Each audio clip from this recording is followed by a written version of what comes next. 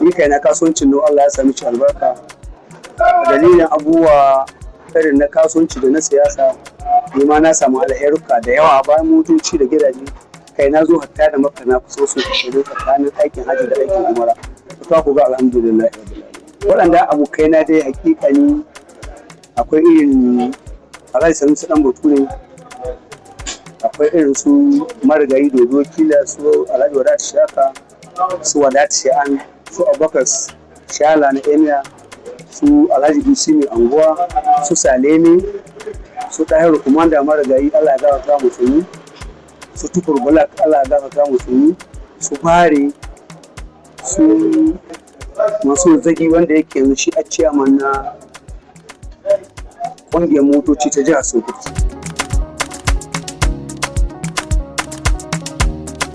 Bismillahir Rahmanir Rahim. Sunana Alhaji Abubakar Kanagan mu shugaba na matasa na jihar Sokoto ko kuma sarki na matasa wanda mun taso tun muna yara muna jagorancin matasa kafin ma a ci siyasa ta taso saboda mun tashi cikin mutane muna da farin jini kuma tun muna yan kananan mu muna sana'a muna dan wani abu ga hannunmu da muka dan taimaka ma yara suna tare da mu tun kuciya to har Allah ya kama ga lokacin harkokin siyasar sun kama irin zamanin marigayi shugaban kasa tsohon shugaban kasa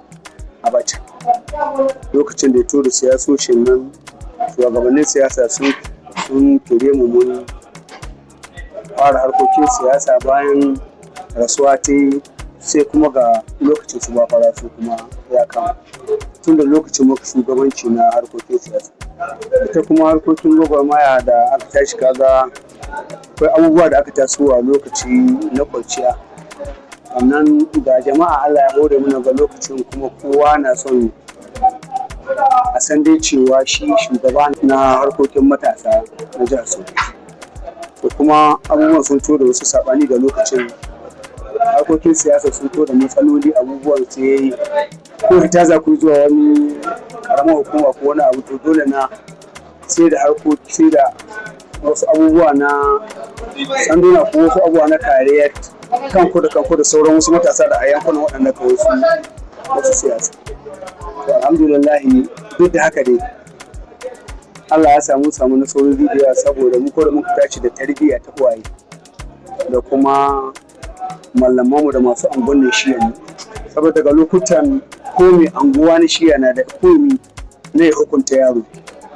ba bayan uba